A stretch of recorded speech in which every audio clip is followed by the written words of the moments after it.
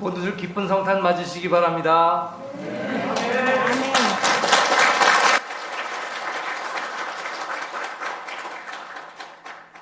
한국에 와서 보니까 이렇게 그 신조어들이 많이 있는 것 같아요. 그래서 분명히 우리말은 우리말인데 잘 못 알아들었던 말들이 있습니다. 뭐 꾸안꾸, 끼리끼 빠빠, 뭐 낄낄거리다가 빠이빠이 하는 건가 그랬더니 그게 아니고 낄 때 끼고 빠질 때 빠지라는 말을 끼리끼 빠이빠 그러더라고요.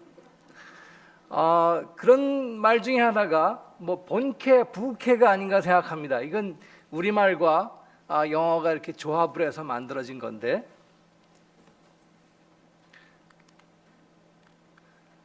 다음 화면으로 어떻게 옮기나요?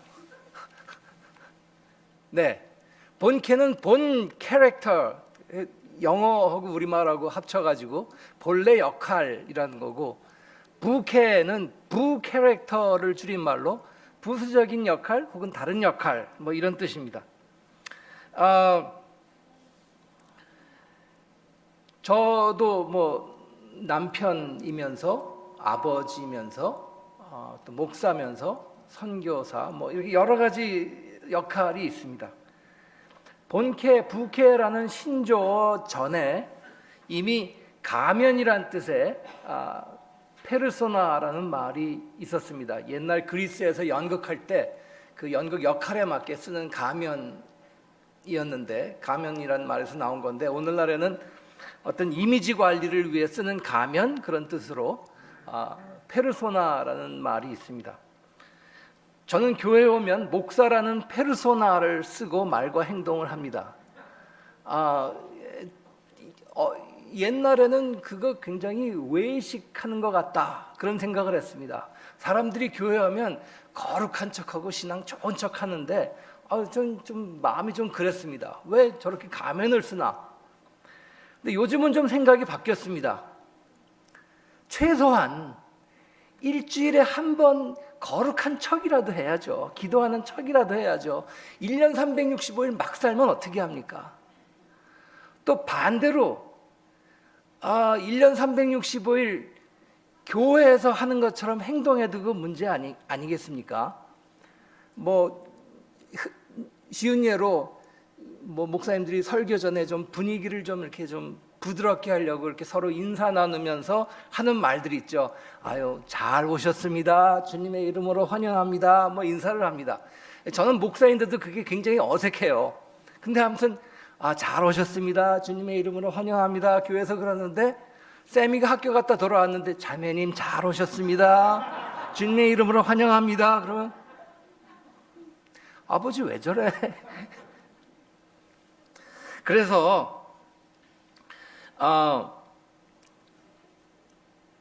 물론 이렇게 주일날 교회에서 하는 행동과 주중에 하는 행동이 의인과 악인으로 그냥 180도 변하면 그건 문제겠지만 때와 장소에 따라 사람은 페르소나, 가면을 쓰게 되어 있습니다. 그만큼 인간이 복잡한 존재라는 의미이기도 하겠죠. 그런데 이런 부캐라는 우리 신조어는 페르소나보다는 좀 더 적극적으로 자신의 다른 면을 찾아 즐기는다는 뜻으로 사용되는 것 같습니다. 여러분이 잘 아시는 유재석 씨를 한번 보면은 아마 거기서 말이 나온 것 같은데, 이분의 본 캐릭터는 그 예능 프로그램 진행자입니다. 그런데 어느 날은 갑자기 연예 기획사 사장 역할을 하기도 하고 가수 역할을 하기도 하고 요리사 역할을 하기도 합니다. 유재석 예능 프로그램 진행자가 유재석 씨의 본캐라면 뭐 가수, 연예 기획사 사장, 요리사 이런 건 부캐라고 할 수 있겠죠. 제가 신학생일 때 신학교에 닥터 맥클로어라는 설교학 교수가 계셨습니다. 키도 크고 잘생기고 아주 젊은 교수님이셨는데 어느 날 하루 이분의 4가지 역할을 볼 기회가 있었습니다. 아침에 설교와 강의를 잘 하시고 11시 채플에서 설교를 또 잘 하시고 오후에는 신학교 체육대회에서 농구선수로 뛰어가지고 MVP 상을 받았습니다. 그다음에 저녁 때는 그 동네 카페에 가가지고 밴드에 조인해서 기타를 또 아주 잘 연주하는 것을 보았습니다. 그 교수 설교자가 이 닥터 맥클루어의 본캐였다면 농구 선수, 기타리스트 이런 건 그분의 부캐라고 할 수 있겠죠. 이런 분들 보면 인생을 참 멋지고 재미있게 사시는 것 같습니다. 그런데 하나님도 부캐가 있으십니다. 그래서 제가 요걸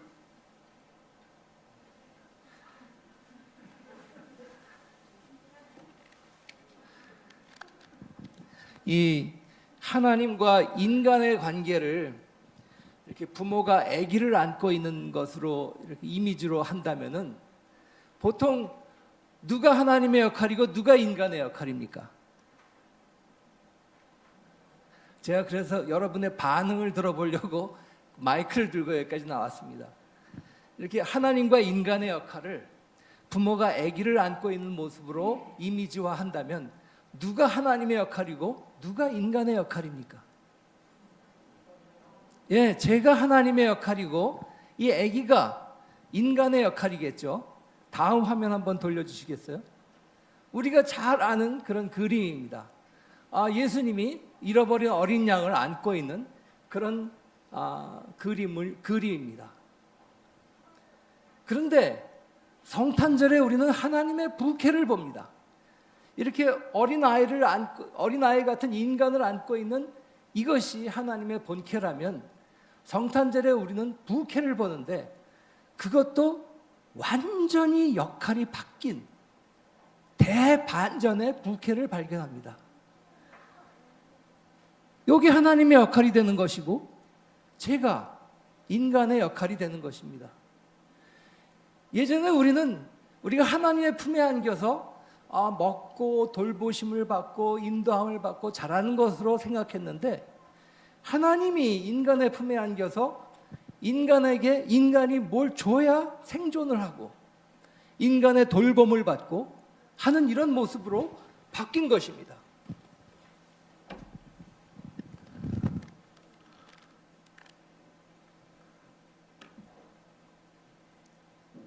그것도 왕궁에서 지난주에 우리 전도사님께서 예수님이 힐튼 호텔에서 태어나신 것도 아니고 경복궁에서 태어나신 것도 아니고 마국간에서 태어나셨다 그랬는데 왕궁에서 축복의 아이로 오신 것이 아니라 외양간에서 태어나 지저분한 소돼지 여물통에 이제 누워 계셨다고 했습니다.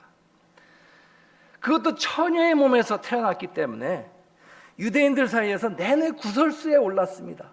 우리 복음서를 보면 그런 클루들이 많이 발견됩니다. 그 당시 유대인들이 예수에 대해서 그런 수근수근대는 말들이 많았습니다. 심지어 1000년이 지난 중세 때에도 그 유대인들 문헌에 보면 예수를 벤 판데라라고 말했습니다. 당시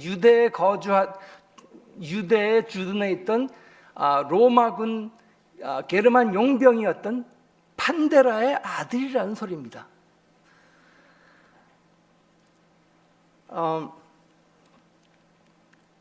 다음 장면, 이 평면 위에 그림을 최초로 평면 위에 그림을 조각처럼 그렸다고 평가받고 있는 이태리 지오토라는 화가의 예수의 탄생이라는 그림입니다. 여기에 보면 요셉 보세요. 맨 앞에 있는 아기를 기쁘게 바라보는 것도 아니고 아기를 등지고 앉아서 굉장히 수심의 어린 모습을 그리고 있습니다. 천사들만 막 기뻐서 움직이고 다른 동물들도 그 사람들 보면 그렇게 기쁜 성탄 같아 보이지가 않습니다. 왜 그렇습니까? 정상적인 부부관계를 통해 태어난 아기가 아니었기 때문입니다. 물론 우리는 뭐라고 믿습니까? 성령으로 잉태되었다고 믿습니다. 그렇지만 당시 유대인들은 그렇게 생각하지 않았습니다. 그래서 고린도전서 1장을 보면 십자가에 달린 그리스도가 유대인들에게는 거리끼는 것이요 혹은 옛날 한글 성경을 보면 걸림돌이라고 표현했는데 그 말은 헬라어로 보면 스칸달론이란 말입니다. 스캔들이란 말이 그 말에서 나온 말입니다. 다시 말해서 유대인들에게는 예수가 스캔들 덩어리였습니다. 하나님의 성육신은 그냥 일반적인 성육신이 아니라 완전히 망가져서 온 성육신이었습니다. 그걸 천사들이 큰 기쁨의 소식이라 그랬는데 maybe 오늘날로 치면 미혼모들에게는 기쁜 소식이 될지는 모르지만 보통 사람들에게는 이거 뭐야? 하는 그런 소식이었습니다. 하나님이 인간의 몸을 입고 오신 성육신 사건은 그리스도인들이 다른 사람들을 섬기는 자세, 목회하는 자세, 선교하는 자세 등등 많은 것을 다시 생각하게 만들었습니다. 우리가 크고 잘나서가 아니고 지극히 연약하기 때문에 우리는 좀 더 기다려줘야 되고 수동적이 돼야 되고 하는 그런 것으로 바뀌었습니다. 그래서 서구 교회들은요, 지난 19세기, 20세기 초에 있었던 선교에 대해서 아주 깊은 반성을 하고 있습니다. 자, 그런데 성경을 가만히 보면 이런 하나님의 부캐가 굉장히 많이 있습니다. 우리가 일반적으로 생각하는 하나님의 본캐는 무엇입니까? 전지전능하시고 무소부지하시고 인간의 생사화복을 주관하시는 하나님. 그건 하나님의 본캐시고 잘못된 이해가 결코 아닙니다. 맞는 말입니다. 그런데 그런 모습과는 다른 하나님의 부캐도 수없이 많습니다. 예를 들면 창세기 6장 노아의 홍수전에 하나님께서 인간을 창조하신 것을 후회하셨다 하는 표현이 있습니다. 우리 복음성가에도 신실하신 하나님, 실수가 없으신 이런 찬송을 하는데 하나님이 실수하신 겁니다. 내가 괜히 만들었어. 후회하셨다는 겁니다. 그뿐입니까? 하나님이 우리를 가르치시고 설득하시고 명령하시는 분으로 알고 있는데 출애굽기를 보면 광야에서 사사건건 이스라엘이 불순종하니까 이들을 다 쓸어버리시겠다, 다 죽여버리시겠다 계획하셨는데 모세가 기도를 합니다. 구구절절히 하나님 그리하시면 아니 되옵니다 하면서 막 하나님을 설득하니까 하나님이 듣고 보니까 그러네 그러면서 그 계획을 거두셨습니다. 전통적으로 우리는 하나님 아버지라고 고백합니다. 그런데 성경은 하나님을 여성적으로도 많이 표현하고 있습니다. 우리가 잘 알고 있는 자비의 하나님 할 때 그 자비는 자궁이라는 뜻입니다. 자비의 하나님은 다시 말해서 어머니의 자궁 같은 하나님이라는 것입니다. 전능한 하나님, Almighty God, 엘샤다이 그런 말을 들으면 전쟁에서 진드지하면서 돌려부라 근육도 이런 남성적인 하나님을 우리가 상상하지만 실제로 히브리어를 보면 굉장히 여성적인 표현입니다. 엘은 하나님이고 샤다이는 샤드라는 히브리어에서 왔는데 샤드는 여자의 젖가슴입니다. 그러니까 전능한 하나님이란 말은 엘샤다이는 어머니 젖가슴 같은 하나님이라는 뜻입니다. 어머니 젖가슴이 왜 전능합니까? 갓난아기에게는 어머니의 젖가슴이 세상에서 가장 전능한 곳입니다. 그곳에서 먹죠. 그곳에서 자죠. 배불리 먹고 엄마 품에 잠든 아기 모습 보세요. 세상 평안합니다. 그렇게 평안한 얼굴이 없습니다. 그 전능한 하나님의 품에 안겨있는 우리의 모습을 가장 잘 묘사한 것이 시편 131편이 아닌가 싶습니다. 제가 아주 좋아하는 성경 구절 중에 하나인데요.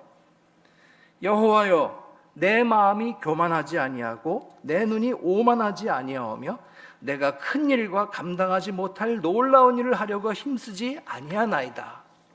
실로 내가 내 영혼으로 고요하고 평안하게 하기를 젖대나이가 그의 어머니 품에 있음 같게 하였나니 그의 어머니 품에 있음 같게 하였나니 내 영혼이 젖대나이와 같도다. 이스라엘아 지금부터 영원까지 여호와를 바랄지어다.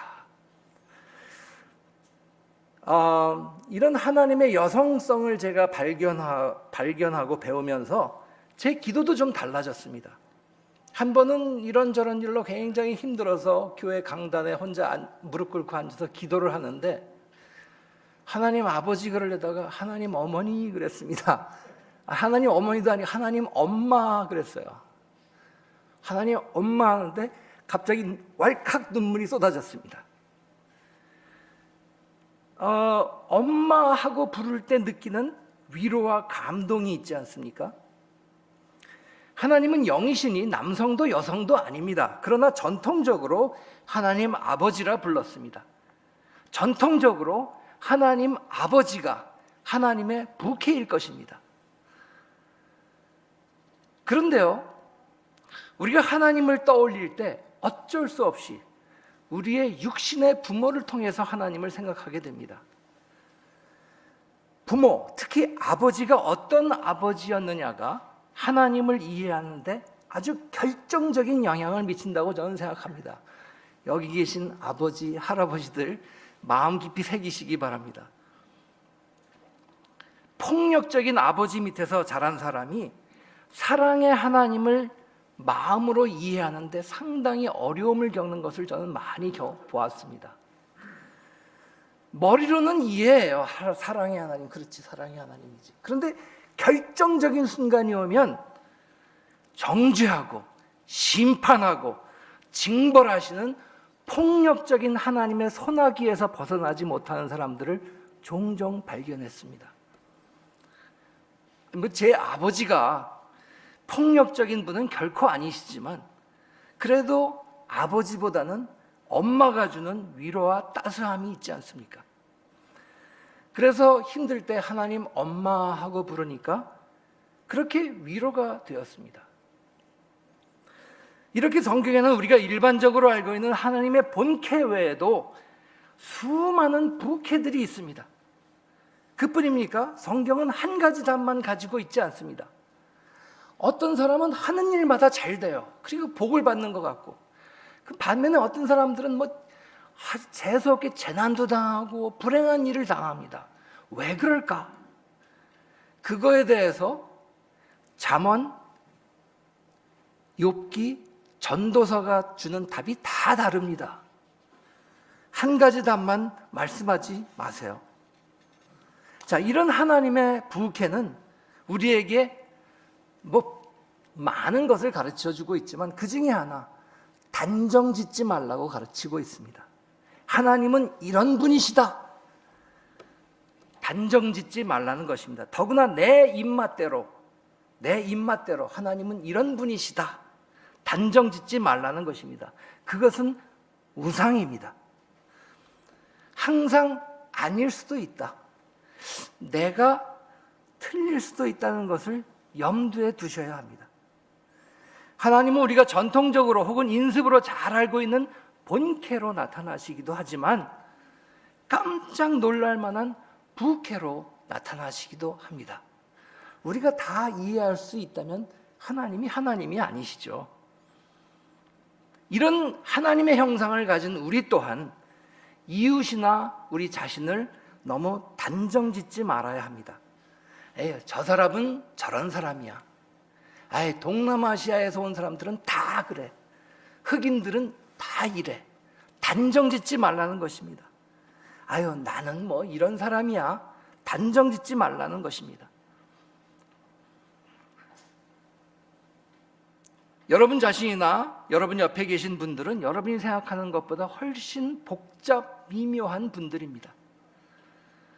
특별히 여기 어르신들이 많이 계신데요. 나이 먹는 거에 대해서 너무 슬퍼하지 마시기 바랍니다. 나이를 먹는다는 것은 아주 좋은 일이라고 저는 생각합니다. 젊을 때는 순발력이 있습니다. 그래서 그런 순발력이 있는 만큼 매사를 단정적으로 생각합니다. 가끔 뉴스에 수능 시험 같은 거 잘 못 봤다고 자살해 죽는 청소년들 보면 참 마음이 안타까워요. 수능 시험 중요하죠. 그러나 이 나이가 돼서 돌아보면 그거 별거 아닙니다. 학창시절에 공부 잘했다고, 명문대학 갔다고 사회에서 잘 되는 거 결코 아닙니다. 그런데 젊었을 때는 그게 전부 다 같아요. 여자친구하고 헤어지면 인생 끝나는 것 같습니다. 세상에 여자들이 그렇게 많은데. 수능이 실패하면 인생은 끝이다. A 하면 B다. 단정적으로 생각하는 경향이 있습니다. 그런데 나이를 먹다 보면 A 하면 B가 될 수도 있지만 C가 될 수도 있고 D가 될 수도 있다는 것을 자연스럽게 경험합니다. 아니, 한 배에서 나온 자식들인데도 어떻게 그렇게 달라요? 첫째한테 잘 통하던 게 둘째한테는 씨도 안 먹힙니다. 그래서 모 아니면 도가 아니고 그 사이에 개도 있고 걸도 있고 윷도 있다는 사실을 알게 되는 것입니다.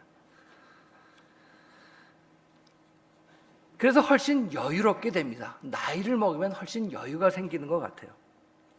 미국에 있을 때 백인 목사님이 자기 교인 중에 80 넘은 할머니가 있는데 남자친구하고 헤어졌다고 막 울면서 자기하고 상담을 하더래요. 그러면서 그 할머니 참 주책이 없다 막 그렇게 말을 하길래 제가 정색을 하고 말했습니다. 그게 왜?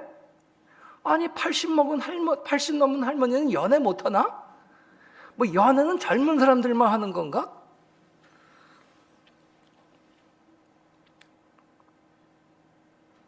저는요, 잘생기고 예쁜 그 젊은 모델들도 참 보기 좋지만 시니어 모델들 보면 참 멋있습니다.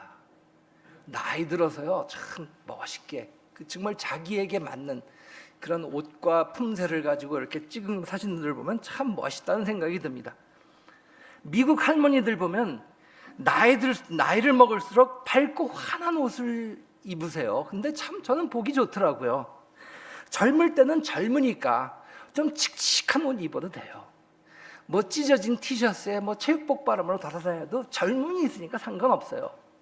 그런데 나이를 먹으면 좀 밝고 단정하게 입고 다녀야 한다고 저는 믿습니다. 나이 들었다고 포기하지 마시고 남사스럽다 생각하지 마시고 멋지게 꾸며보세요. 나이 들면 몸에서 냄새도 좀 나잖아요. 향수도 좀 뿌리시고. 나이를 먹는다는 게 얼마나 큰 축복입니까? 감정의 기복도 크지 않고 매사를 단정적으로 보지도 않고 좌우 상하 두루두루 살피며 보듬어 줄 줄 안다는 게 얼마나 큰 축복입니까? 뭐 저는 젊은 분들 죄송합니다. 젊은 분들한테는 젊은 분들 보면 참 부럽기도 하지만 다시 돌아가고 싶지 않아요. 내가 뭘 해야 되지? 무슨 과를 선택해야 되지? 저 여자하고 내가 결혼해도 되는 거야? 그런 고민할 필요 없잖아요. 얼마나 좋은지 모르겠습니다. 그러니까 자신에 대해서도 단정적으로 보지 마세요. 늙은이가 뭘 하지 마시고, 와, 우리 권사님 저런 면이 있으셨네? 와, 우리 장로님 짱! 어머, 목사님 섹시해요. 이런 말 들을 수 있게. 여러분들 속에 있는 부캐를 개발해 보시기 바랍니다. 처자식 먹여 살리느라 못 해본 일, 남편 자식 돌보느라 접어두었던 꿈 펼쳐보시기 바랍니다. 성탄절에 우리는 전에 몰랐던 하나님의 부캐를 발견합니다. 단순히 인간의 몸을 입고 오신 정도가 아니라 인간과 역할을 완전히 바꿔버리는 대반전을 하면서 우리 앞에 나타나십니다. 그 모습에 어떤 사람은 놀라고 어떤 사람은 기뻐하지만 하나님의 본캐만을 고집하던 사람들은 혐오했습니다. 하나님을 단정 짓지 마세요. 하나님은 우리가 이해하고 상상하고 믿는 것보다 훨씬 크신 분이십니다. 에휴, 난 이런 사람인데 하고 자신을 단정 짓지 마세요. 여러분의 한계를 긋는 순간 여러분은 거기서 더 이상 발전하는 사람이 못 됩니다. 제가 미국에서 영어 해보니까요, 영어가 이렇게 잘해지는 게 아닙니다. 계단처럼 발전을 해요. 그러니까 어느 정도 수준이 되면 더 이상 영어가 늘질 않습니다. 그러다가 내가 이거 할 수 있을까? 이건 너한테 좀 버거운데 하는 걸 도전해 보면 이렇게 영어 실력이 올라갑니다. 그래서 또 그 수준을 유지하다가 내가 영어로 이걸 어떻게 하지 하는데 한번 도전을 해보면 영어가 또 요만큼 성장을 합니다. 그래서 영어가 이렇게 성장을 잘해가지 이렇게 잘해가는 것이 아닙니다. 여러분 속에 꿈틀거리는 부캐를 밝은 세상에 데뷔시킬 때입니다. 너무 늦지 않았습니다. 한번 해보시기 바랍니다. 이웃을 단정짓지 마세요. 태극기 부대 안에도, 좌파 빨갱이들 안에도 의외로 여러분과 마음이 통할 수 있는 친구가 있습니다. 세상에는 완전히 악한 사람도 완전히 의로운 사람도 없습니다. 아무리 선한 사람도 약간은 악한 면이 있고, 아무리 악한 사람도 약간은 선한 면이 있습니다. 이웃 안에 부캐를 발견하고 그것을 끄집어내줄 때 그 이웃은 새 사람이 될 것입니다. 내 안에 부캐를 발견할 때 회춘합니다. 젊은 분들은 용기를 갖고 남들이 걷지 않았던 새 길을 많이 걸으시고 블루오션을 항해하시기 바랍니다. 그래야 나이를 먹어도 꼰대 소리 듣지 않습니다. 한국에 와보니까 옛날에 비해서 한국 사회가 많이 다양해지고 다원화되어 있지만 제가 보기에는 아직도 획일적인 면이 많습니다. 요 길만이 길이 아닙니다. 여러 갈래의 길이 있습니다. 사람 손을 보면 네 손가락은 이쪽 방향으로 접힙니다. 근데 엄지손가락은 삐딱하게 이쪽으로 접힙니다. 그런데 바로 이 엄지손가락 때문에 인간은 도구를 움켜잡고 도구를 사용하는 동물이 되었습니다. 인류 문명은 늘 남들처럼 생각하고 행동하지 않는 삐딱한 친구들에 의해 발전되어 왔습니다. 남들과 다르다고 위축되지 마세요. 그건 장점일 수도 있습니다. 성탄절에 우리는 이렇게 사는 법도 있네. 우리에게 팁을 주신 주님을 찬양합니다. 아멘.